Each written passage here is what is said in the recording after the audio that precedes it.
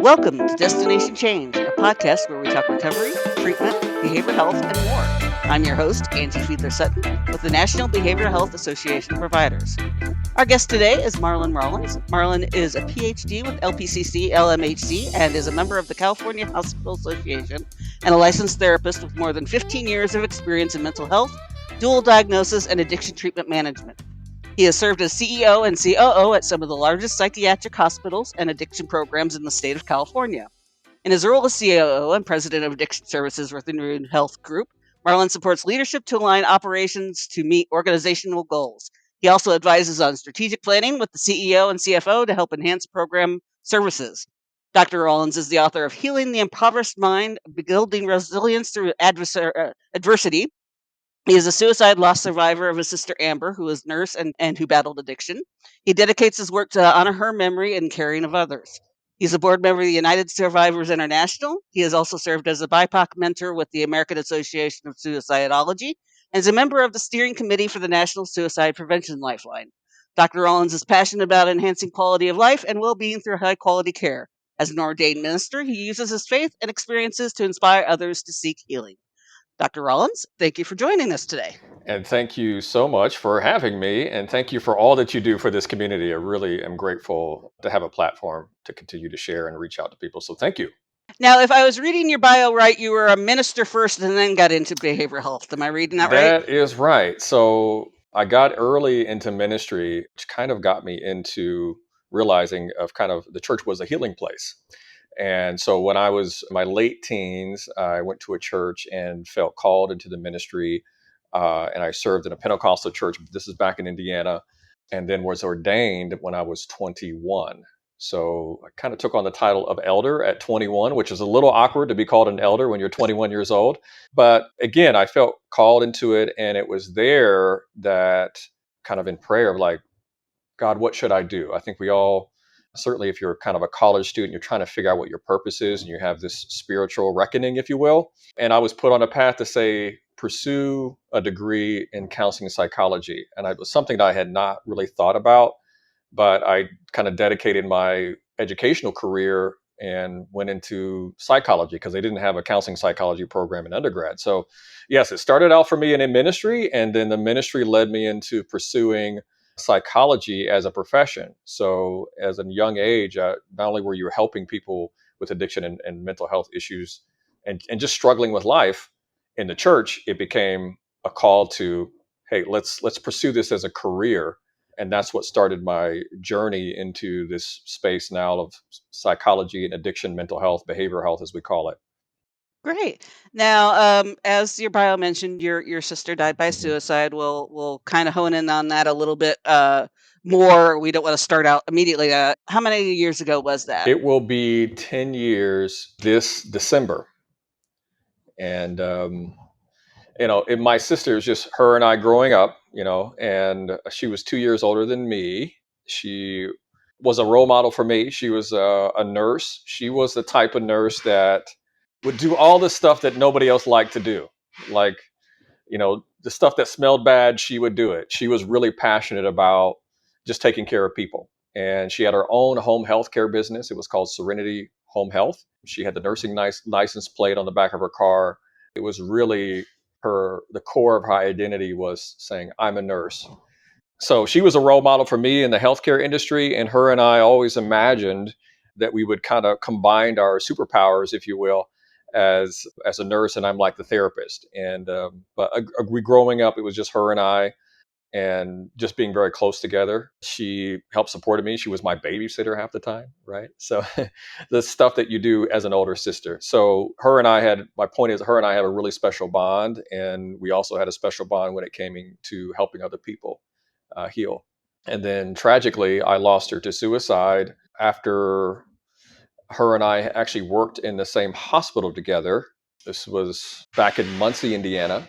I had finished my doctorate degree and was planning to take a job actually working as a school or a college counselor because I was working my master's. I was actually working in the school system, but my pastor, who really was an adoptive father to me, my sister and I, our father, was not home with us. Probably left when I was in maybe third grade, and So it left this kind of gaping hole. But through the church, I found a father, and he was a mentor to me. And he became ill soon after I finished my doctorate degree. And instead of taking this new job to move down to Southern Indiana, I stayed nearby and worked at the local hospital. And it just so happened my sister also worked at the same hospital.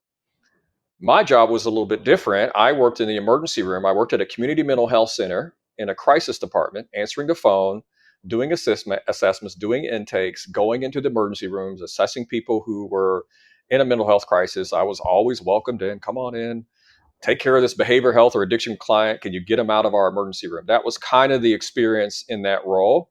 I knew I was valued because the traditional medical model, they didn't want to have a behavioral health client come in and kind of jam up their emergency room, right?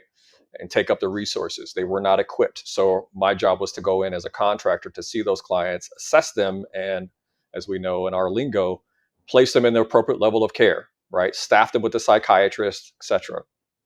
So I would do that emergency room, and then I would also go up to the what we called a med bed consult, where let's say a client had overdosed or they had a suicide attempt and they had to be admitted critically, then and they were stabilized, I would then go on the emergency room, or excuse me, to the medical floor and do an assessment. Same thing, sit at the bedside, listen to their story, do my documentation, be a support. And again, the kind of the idea of being a minister and almost like a chaplain, sometimes people would ask to be prayed for. So whatever it was that I could do in that capacity, my main job was to kind of bridge them out of this crisis and move them through to getting the support that they needed.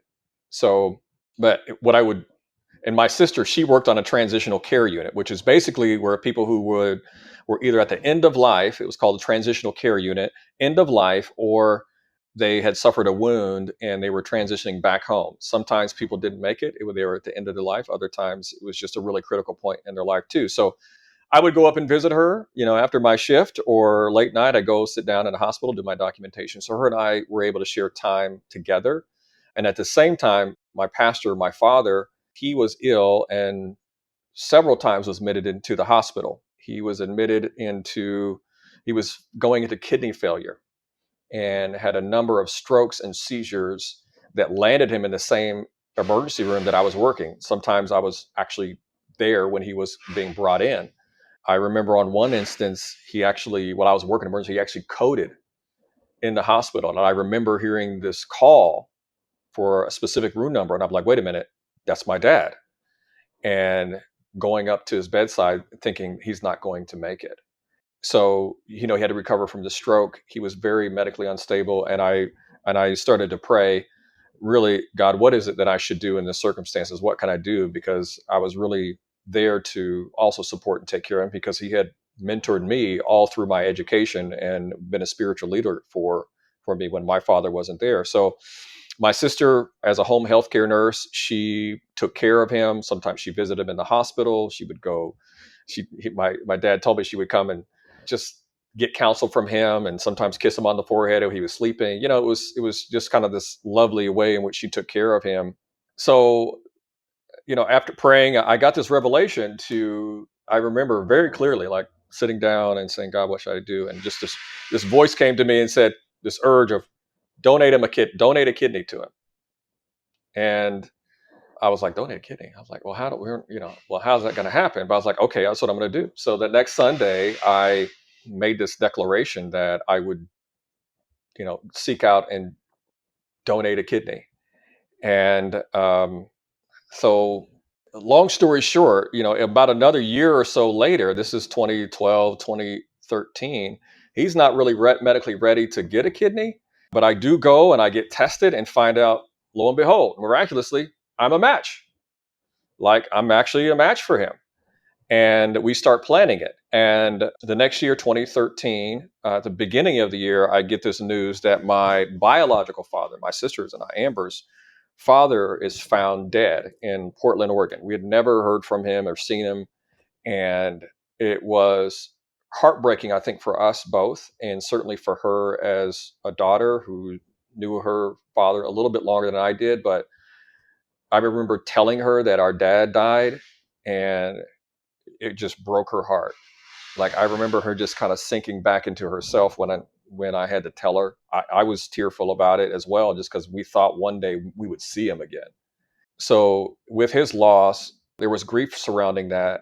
But with his loss too, it was like this extra urgency to figure out what I could do to save my pastor dad, right? And the plan was for, as I would go through this kidney transplant, my sister would be, she would be my nurse to take care of me, right? Because I was taking care of him.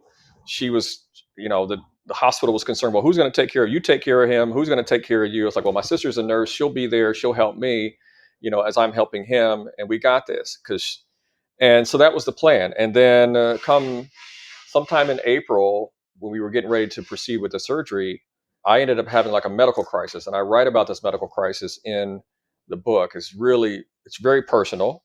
And if people are interested in reading about it, it's a story within itself that I won't get into detail here, but it stopped the surgery. It stopped us from being able to proceed. And I was devastated and very scared.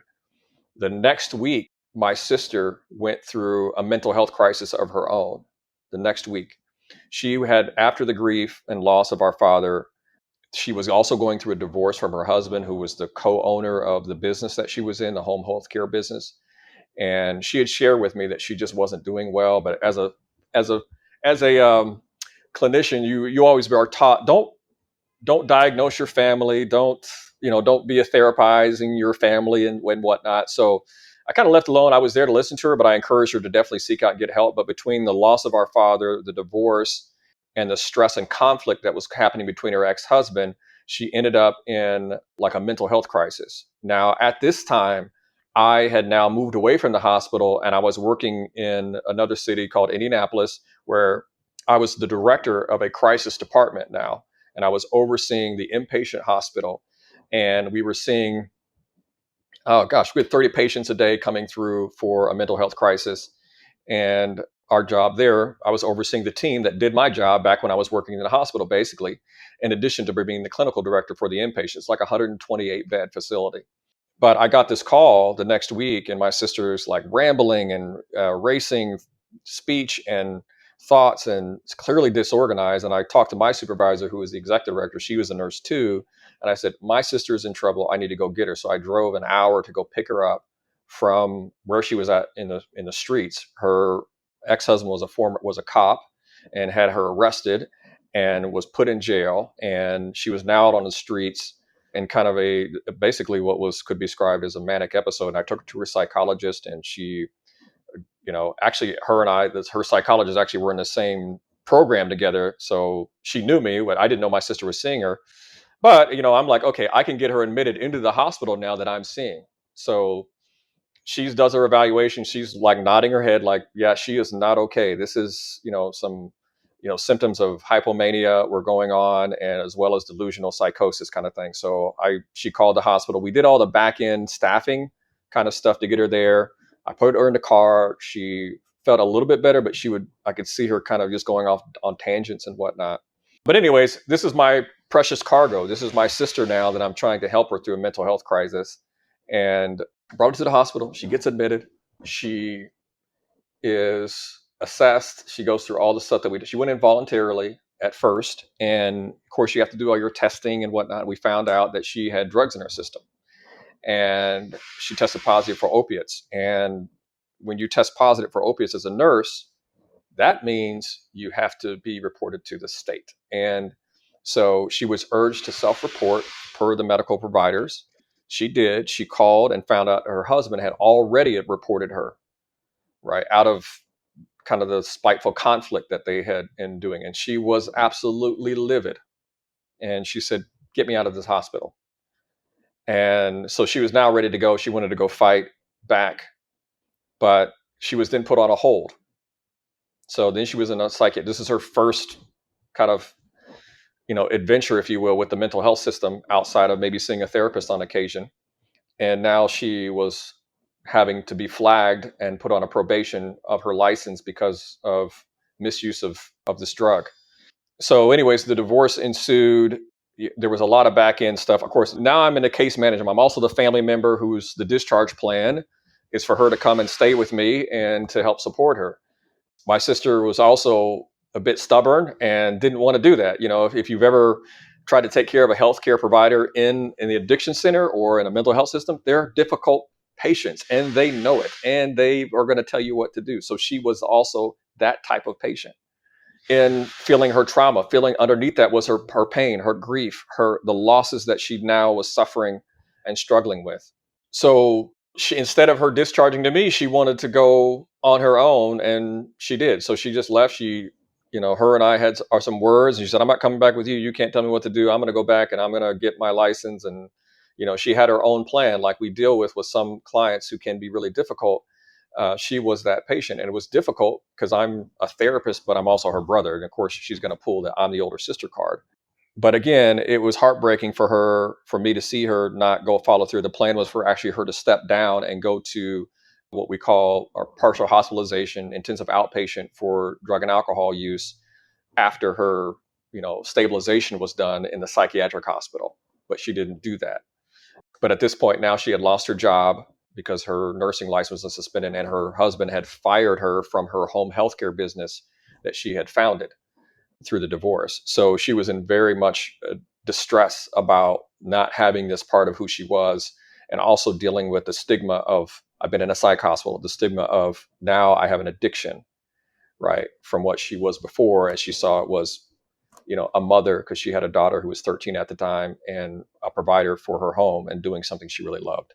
So after she ended up getting back into actually a treatment program back in Muncie, Indiana. It was the same treatment center that I had worked in. She was going to do an IOP PhD because she realized if she didn't go follow through with getting treatment, she couldn't get her license back.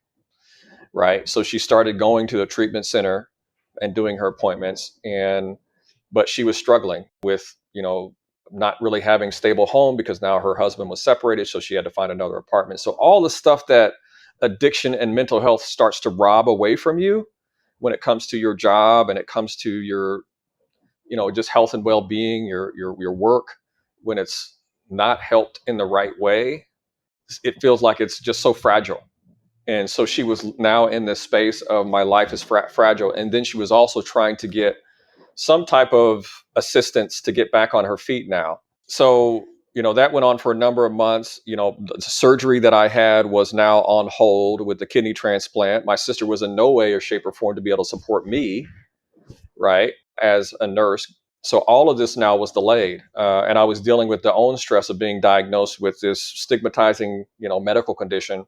And I couldn't move forward with the kidney transplant. My sister couldn't support me, and my dad's health was kind of in peril. And I still was going to work every day as a director of this, mental health program. And it was a lot. It was weighing on me significantly. And I started to seek out help for myself, just seeing a therapist and whatnot to kind of get a place where I could, heal, if you will. And I met with a therapist who, matched my values. We pray every session and so on. So that part for me was really meaningful, at least to have a safe space where I could talk about what I was feeling, because I couldn't go to my sister. I couldn't go to my dad who was ill. I'm the boss, if you will. I can't go to my team and put it on their shoulders. They knew about my sister. They were concerned about her, but they didn't know what I was dealing with a medical condition. They didn't know how heavy some of these burdens were for me at the time, in addition to, thinking about the loss of my own father. So at the end of the year, I saw my sister, I think it was in Christmas. Actually, Christmas Day, I went to go see her. She was clearly depressed. Like, looking back on it, she was like on the couch. She was back with some ex-boyfriend. Her daughter was staying. It was a small house now. She was in, and we sat down and we reminisced all about all the beautiful things that we did as kids. And we laughed. My mom was there. We teased my mom because that's what we did. When you're kids, you make fun of your mom, how they do stupid stuff. But we always had our inside jokes. And I was concerned about her, but I was there to lighten her day and just say, "Hey, I'm still here. I love you." She gave me a big hug, said, "I'm so sorry when I came in the door because of all the stuff that she was going through."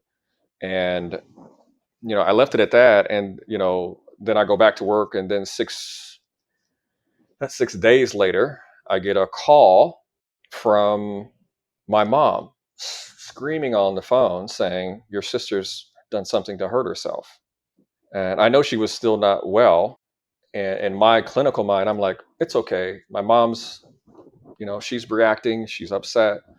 Let me find out what's happening. So I remember being clearly at lunch. It's like one of those moments where you just remember everything. Sitting down, having lunch, getting this call. My mom is frantic. I go back. I say, well, I know what to do. I'll call the emergency room because I used to work there. So, hi, this is Dr. Rollins. Here to get report. Amber Rose, blah, blah, blah, blah. And they're like, oh, we can't give any information right now. I was like, okay. And I'm like, okay, well, once she's stabilized, I'll find out. They'll get her back in the hospital. We'll do this again. It'll be all right. I got this. I know I do this all the time. And I call back again, and in the background, I heard in the emergency room, I could hear the unmistakable scream of my mother, like screaming. And I'm like, oh boy, I know this. I know you know your mother's cry, if you will. And it struck me. The nurse, she discloses, she says she shot herself with a gun. And that just grabbed my heart immediately, like, oh no, this is serious. So again, I tell my boss, my sister is in trouble. Now, my boss knows my sister because she was in the hospital earlier that year. So she knows.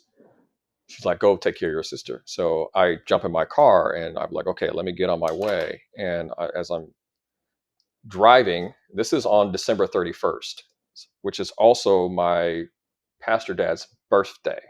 And I called and well, I didn't call. I just made my way there, and I get a call, and somebody says to me, "What would you like to do with the body?" And it's the coroner, and I'm like frozen in my car. And I don't even remember how I got there from that point forward, because I was the next person, of course, of notification on for her health record, emergency contact. So anyway, so now I make my way to the hospital, and obviously my mom was frantic, kind of in a numb state, of like, wait a minute, I just saw her last week. And my mom wanted to see her, wanted to see the body. I'm like, no, you don't, let's not do that. And I'm in a mode of helping my mom, right? Because her daughter's died. And come to find out, her daughter, my sister's daughter, was at home when it happened and was the person that found her. So I'm like, okay, where's her daughter? She's 13 years old. She was the most precious thing to my sister's life. Only daughter. So I found out, of course, she was taken away, and with her grandmother, father's grandmother, but safe. But the main thing was just to be there to find out what's going on. So, I have this tragic experience, and everything stops. Everything stops. And as a minister, now I'm back in a mode of like, okay, I've got to put together a funeral service because nobody else in my mother's side of the family, which we were raised by, had died. So, but I had, as a minister, participated in many funerals. Mm-hmm. And this is like now coming into January of the coldest time of the year. And I remember even organizing the funeral, and it was so cold that they had this whole county shut down. And on the day that we were planning it. And so it was like we all were like frozen in space of having to just kind of sit in our frozen grief and still not having answers. And everyone in my family is looking at me because I'm the mental health expert of like, hey, what happened? Like, oh, she was drugged, or no, wait, she didn't kill herself. Somebody else did, or something else happened. What is it? Like nobody, the idea of somebody killing themselves is, my sister was a beautiful, fun person. She's way more exciting than I am. And it doesn't make sense. Like, how does this happen? Right. We know that she was struggling, but we didn't expect this. And, so I'm sitting there trying to answer this for everyone, for the family, as well as get through the funeral. And anyways, I can't tell you the depth of the grief. I mean, you couldn't even touch into it at a given time because I was still in the mode of a helper. Right. So I'm still a minister. I'm still a director. I'm still an uncle who has a niece to look after. I have my pastor father and his health. And, I found myself just kind of going through the motions of now this grief on top of grief. And it was a true adversity in the sense of so many things happening in a short period of time, and then being just pummeled with suicide, where the guilt of what did I miss, right? Mm-hmm. And trying to figure this out because I needed the answers. And then I went back to work. I'm going back to work, and my job every day was to help people who were trying to end their life, right, or struggling with it, or helping families. And I couldn't even get through the audits on my documentation stuff. If I saw the word suicide, I would just like freeze up, right? And then seeing a nurse walking down the hall, I would tear up. And I remember it was then, again, I worked in an integrated healthcare system, meaning they had behavioral health and about 6 other hospitals throughout the city of Indianapolis. And behavioral health was one of the specialties. And my job was to oversee the front door of that crisis center. And it just so happened that we had gotten a grant, a Garrett Lee Smith grant, for $2.1 million to do a suicide prevention program at the hospital where I was working at. And I remember the vice president like announcing this, and I was not in a position where I felt like I could do much of anything because, like I said, I could hardly see the word. And my boss, who was a support at the time, was like, whatever you can do to help, or, we know what you're going through. But I would sit in meetings or announcing it. And I remember the vice president talking about, we're going to do suicide prevention. Suicide is preventable. Suicide is preventable. And I'm like, I just lost my sister. Like, and I couldn't even, she said that too many times that I had to like leave the room, and I'm like tears, people are coming to help me. And, I had a great cohort of people who were there, but I couldn't even like fathom the idea. So it was just very raw for me, where sometimes we go to work and we think we can escape like struggles at home, personal stuff, but I couldn't get away from it because I was in the middle of it. So I took a lot of time. I went back to therapy to kind of work through that. And what really transitioned me when I even called back to, yeah, of course, I went back to where she died. I went through her notes and I looked at her personal journey, and she would write things like, I can't stop. Why am I so weak? And she was talking about the addiction, right, while she was in this outpatient program. And I called the boss, who was my former boss of it, and said, did you know about my sister? Did you see clinically? And you're like, well, they were like, I'm so sorry, well, this happens sometimes. And I'm like, this is my sister. Like, no, like, you don't understand. Like, you don't get to make her like just anybody. Like, what are you guys going to do differently? Like, she's writing it down. Like, did you know that there was a gun in the home? Did you know? What did you know? Like, are you going to do things different? Like, or are you just going to like, well, that's what happens. Like, so, and I was just unsatisfied with that. And so it really stirred my spirit even more to do more. And I was asked, we took on this initiative called the Zero Suicide Initiative. And there was a Zero Suicide Initiative Institute. And it was part of the grant was to implement this program, but we also had to market it to the rest of our healthcare organization. Mind you, this is big. We're talking about maybe close to 5,000 employees, 7 hospitals, 200 some ambulatory sites throughout the city. So there came a point where I decided that I would tell my story, because at that time, this is again 2014, people knew about suicide, but we weren't really talking about it. It was still like, that's the behavioral health issue. It's not our problem in primary care, but actually it was, because people with cancer, people who had maternity, had postpartum, had all the other medical conditions that people were dealing with, were also having depression, suicidal thoughts, etc. And we needed to make sure that we were doing suicide prevention at every point of care. And so I went before the nursing leadership team and I told the story of my sister, and everybody was like in tears hearing her, because they could relate to her as a nurse. And that moment showed me that my sister was still with me, and the way that she could keep helping people was if I became a voice for her. And it helped me, knowing that I had a background in psychology, because I was a director, because I now had this terrible experience. I wanted to figure out how to now enhance this tragedy into creating something to help other people. And when I found out and I saw that by sharing her story and sharing my expertise in this field, I was actually helping people. And even my staff had a greater regard for the fact that they knew that this had impacted me. And they knew that when I was asking things and wanted things to be better. So I took the energy of saying, hey, let's make it your job, like that other person's job. I said, this is my job, my team, we're going to come together and figure out how to do this, because nobody's wife, sister, mother, daughter, whatever, should have to die by suicide or alone and suffering in their pain. And so that's what we committed to do. And I continued to do that with that company. And we put together a very extensive program that was embedded into the EMR. I won't get through all the details of it, but it was extensive to work on suicide reduction within that healthcare community. And I would say that we did a phenomenal job. But I still felt unsatisfied, because as I was in the company, I was like, well, I needed a position where I can do more. Right. But I didn't know. And then somebody had mentioned to me about working with some of these bigger companies like Fortune 500s. And I reached out to say, you know what, I need to be in a position where I can have greater influence. And I sought out an organization that trained me on how to be a COO and how to be a CEO. And then came out to California back in 2016 and was appointed as a COO of Fremont Hospital in the Bay Area.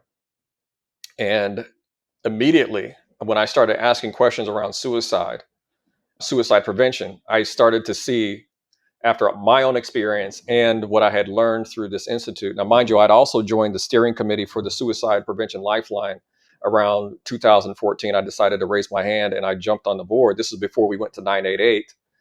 And this was around the time when Logic put out that song, 1-800-273-TALK.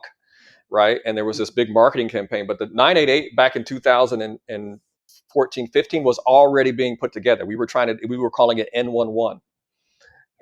But we didn't have a number because we couldn't figure out what number to use. So, and then the big marketing came from Logic songs. So all that started up. So now we're 1 year with 988. Cause I would say to them, if I was like, I know my sister would not have remembered to call 1-800-273-TALK in the midst of a crisis, right? Nobody uses 1-800 numbers anymore. So we all knew that this was antiquated. And, I was like, if my sister's in a crisis or if anybody else's sister or whoever it is, you can remember 988, right? We know we can do a 3-digit number, whatever it was. We didn't know at the time. We knew something had to change. So my mission, personal mission, was to figure out how to make treatment better, access better when people are in crises. And that's really what started my journey. And then since then, I've been working with organizations from psych to addiction on how to integrate suicide prevention and just better care and advocate for, fair treatment of people who are struggling with addiction and mental health, so you don't fall into this suicidal crisis. Currently I work with Renewal Health Group, and we do addiction in LA, which is a place called Sanctuary, and then another place in Palm Desert called Phoenix Rising. And then we have a mental health program called Monterre. And then we have a program in Arizona called Zenith that is for adolescents, and an eating disorder for adults called Trellis in LA. So now I'm in a position where I'm a part of the leadership for these organizations with Renewal Health Group that allow us to, let's talk about, as a culture, as a community, as a healthcare provider, how can we make treatment better?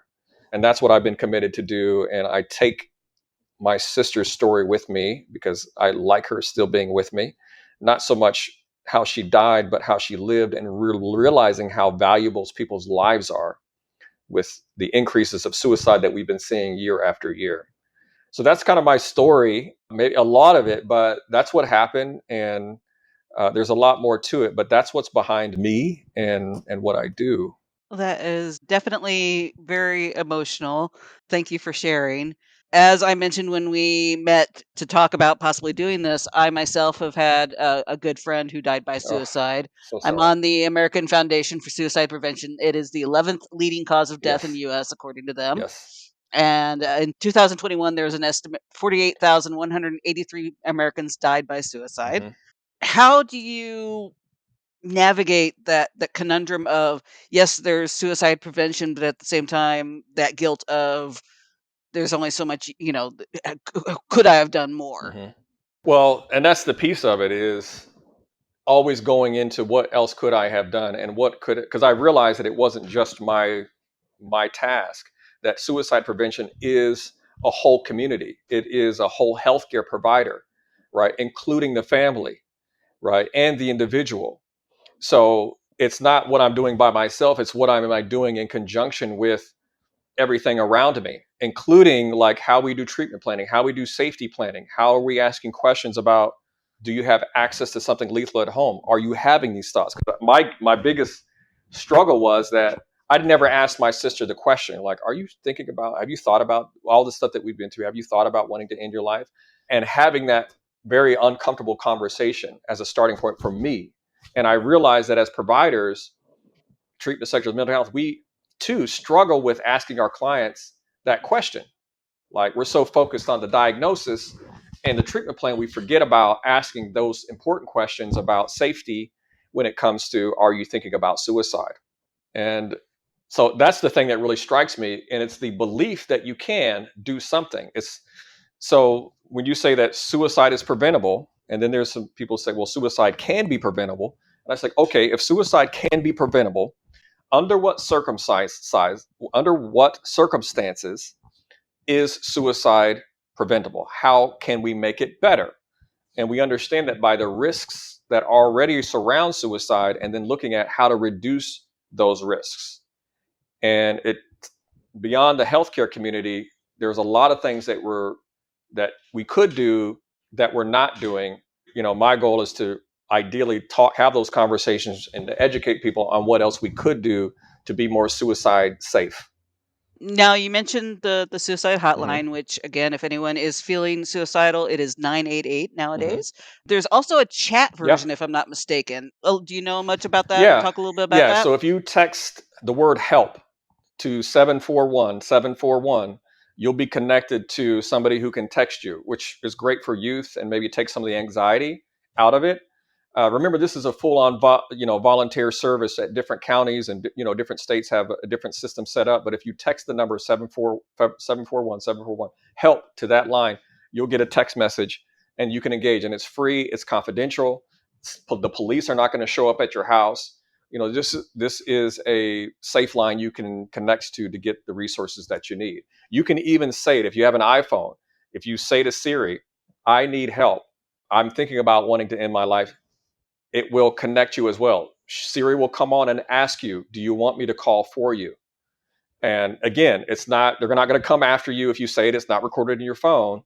It was set up because people actually were saying that to their phone, to Siri, and Siri didn't have an answer. So an algorithm was built to design it. So there's ways in which you can reach out for resources through 988, the text line, or saying it to your phone. Know that for especially with people with like anxiety, especially actually making that call might Hmm. be the hardest part. Hmm. So that's part of the reason why I am a fan of the chat Hmm. myself, because that way, if you're not wanting to be verbal, you can still be written Hmm. text. I guess this is the best way to do it.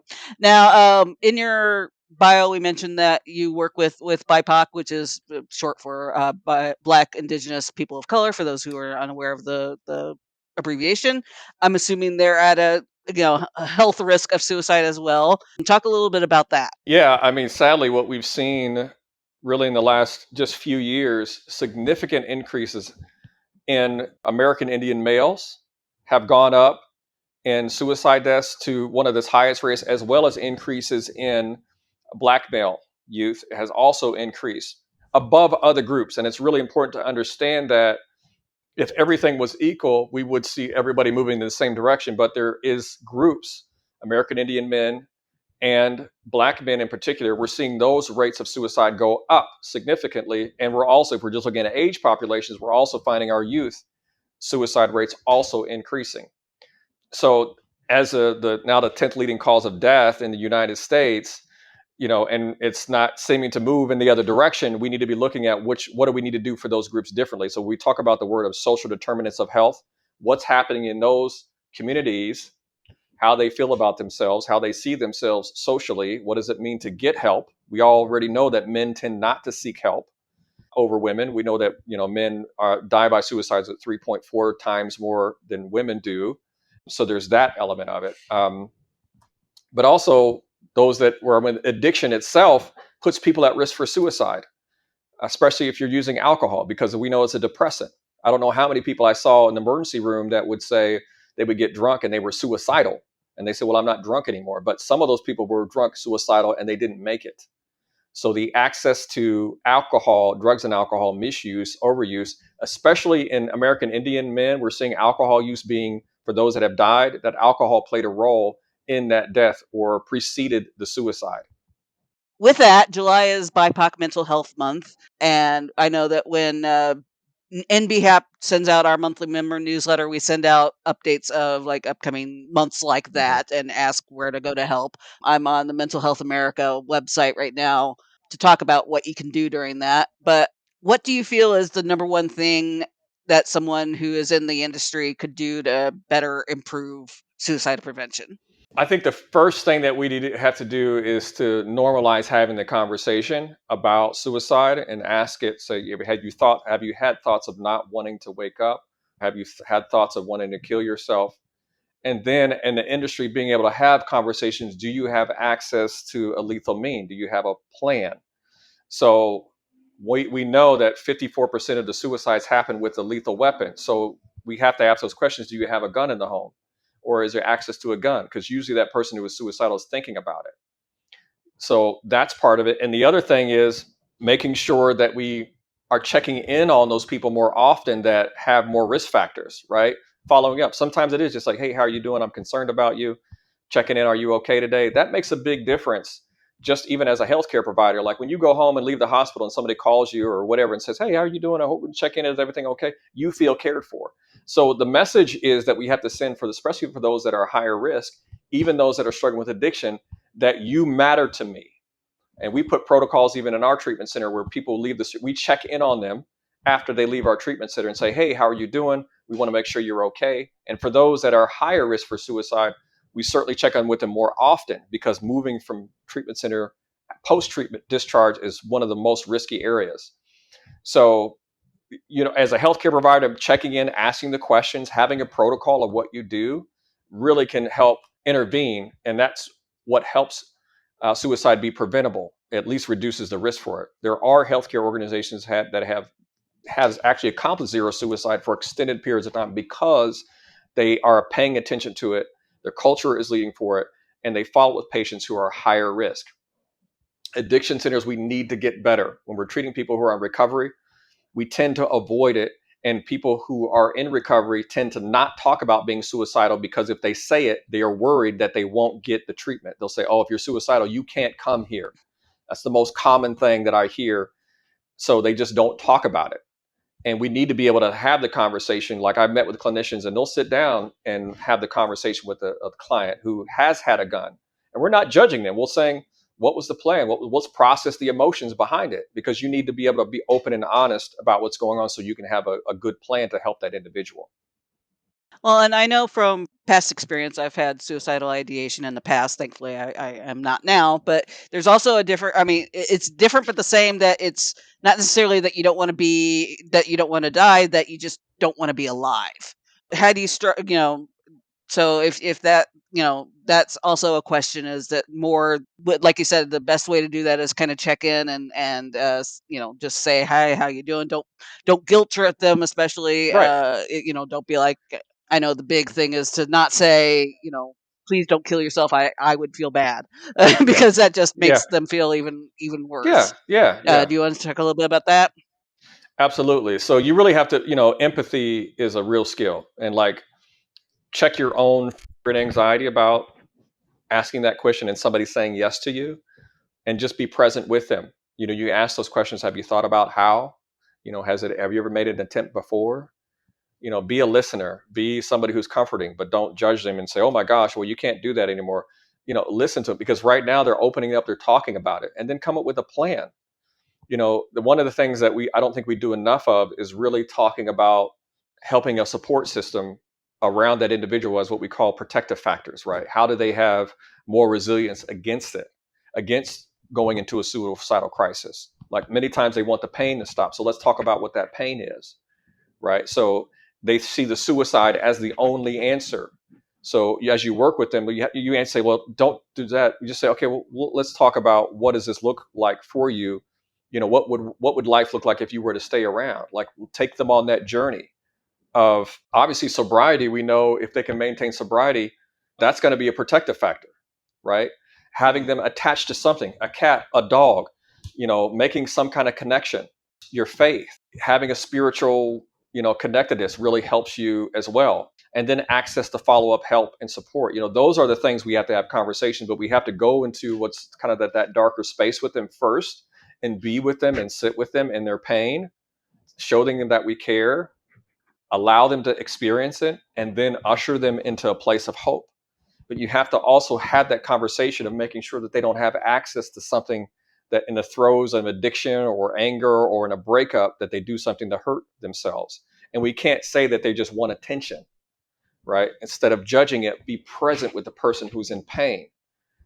That's so, so key. So, I mean, those are the things that I would say with like working on destigmatizing it, because the way in which we respond to somebody tells them like, oh, like if they say they're suicidal, or we got to lock you up, or we're going to put you in another facility, and they're like, well, this is why I don't talk about it. Yeah, this is why I don't open up Exactly. about it.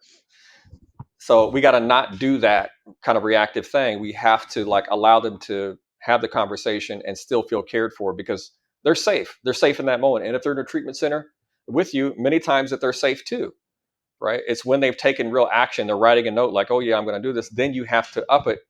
Then you have to take those next steps. But that should not be the first response, right? So we have to respond with care before we respond with scare. Let's pivot a little and talk a little bit more about your book. You mentioned it briefly, but just kind of what made you decide to write it? Give me your elevator pitch about it, that kind of stuff. Yes, the book again is called Healing the Impoverished Mind, Building Resilience Through Adversity. So in the book, part of it was for me to really heal in regards to telling a story that was pretty powerful to reach other people. So I go into detail and I talk more about my sisters and I's upbringing and what she went through in those kind of final moments leading up to it. The book is really about how to break these cycles and patterns of mindsets that we get into that lead to us not feeling lost, to lead us to feel lost, and to how to find purpose, how to break out of those reactionary states of being the fear response, the flight response, because we feel threatened in some kind of way. And so in the book, I go over that cycle and then also provide some insights on how to break out of that to build resilience. Outline specifically more warning signs, risk factors as it comes to suicide, and also give some tips on how to develop resilience. It's a great book that can be used actually in a group setting. So the goal of the book was for me to tell this story, but also use this story to educate people about what you can do to help somebody who's struggling with a mental health crisis, an addiction crisis, or just a life crisis, and how to find resilience and deeper purpose through their pain. That's really what the book is all about. I wrote it after 2020. I had some time to sit down and realize that we had all experienced a collective trauma, and many people Yeah. we lost. And I wanted to speak into this space a little bit more and acknowledge that people are in a lot of pain. And my goal now moving forward is to help organizations, help other people work on suicide prevention, building resilience, because we're seeing, unfortunately, increasing rates of death by suicide, even outnumbering the homicides that we see in a year in the country. So my goal now is to use my platform and to help organizations to become safer, healthier, and certainly more healthier for their workforces. Because we know that healthcare providers in particular, like nurses, are at higher risk for suicide. Other industries as well, including construction, dentists, and physicians, also struggle with suicide. And not to mention our veterans who are higher risk for suicide because of the amount of trauma that they face every day. So again, that's the goal. My personal goal, and the goal of the book is to speak into those places to help people to find deeper meaning, because that is a protective factor. When you feel as if your life matters and you know that your life matters, you take deeper value in that. And we all deserve to know that even if you don't know what your purpose is to live today, and to know that your soul is here for a reason, and to know how valuable that you are.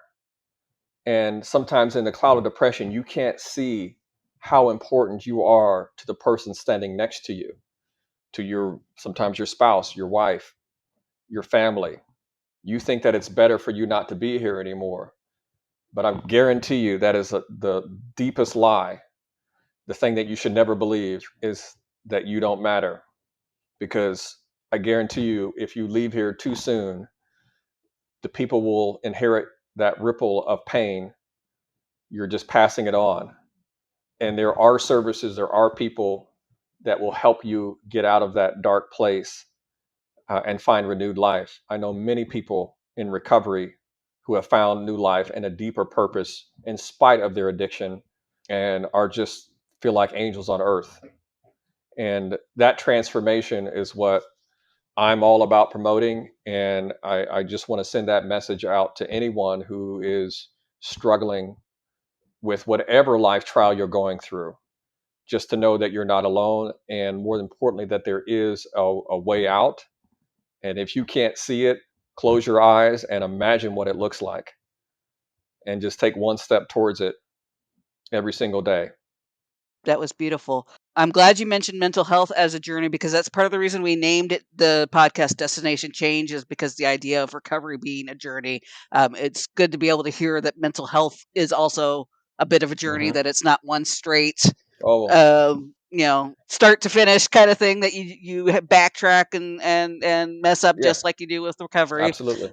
In terms of resources for people who are either in the industry or wanting to get more help, other than the 988 line, what resources do you typically use most often in terms of for what you do?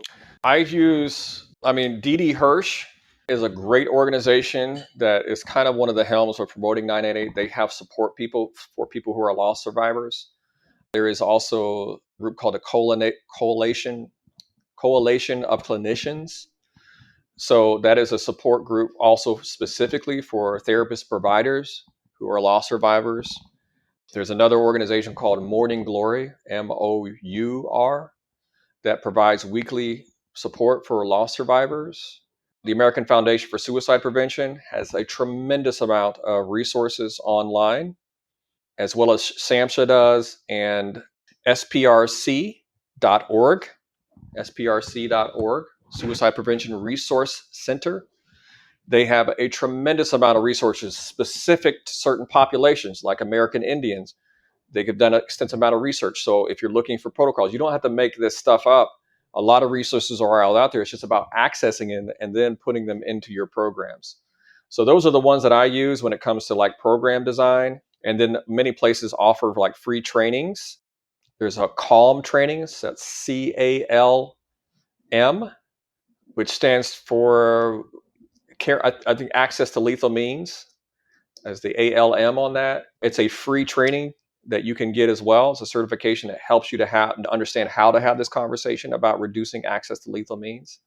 So again, we got to train our workforce better, get more confidence in having this conversation around suicide, and make sure we're falling out with folks who are really struggling. Ask the question. When you see the warning signs, ask the question. So that's what I have for you. Now, Yeah. before we go into how people can get a hold of you, was there anything that we haven't talked about that you wanted to, or something that you thought I was going to ask that I haven't? No, I think I've given you everything that's on my heart right now. Right.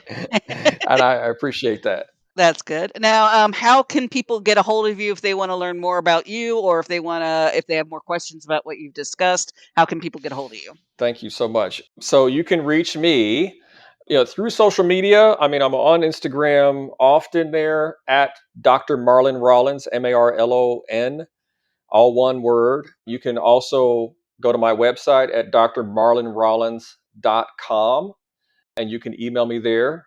If you go to renewalrecovery.com, you'll access my team. And the best way, I think, is though through my website. Email me. You can also email me at drmarlonrollins@gmail.com. You have questions. I'm going to clarify: is that doctor like spelled out, or dr? Dr. Thank you for saying that. Yeah, so it's Okay. Dr. on Instagram, Dr. Marlon Rollins, Dr. Marlon Rollins, Gmail. So I try to keep it Okay. simple. Never assume. That's right. That's right. Thank Thank you very much for coming. You've been listening to Destination Change. Our guest today was Dr. Marlon Rollins. Thank you for being here. Our theme song was Sun Nation by Kitsa and used via a Creative Commons license by the Free Music Archive. Please consider rating and reviewing the podcast on Apple Podcasts so we can get more listeners. In the meantime, you can always see more about the podcast, including show notes and where else to listen, on our website, www.nbhap.org. If you have questions for the podcast, please email us at info@nbhap.org. Thanks for listening.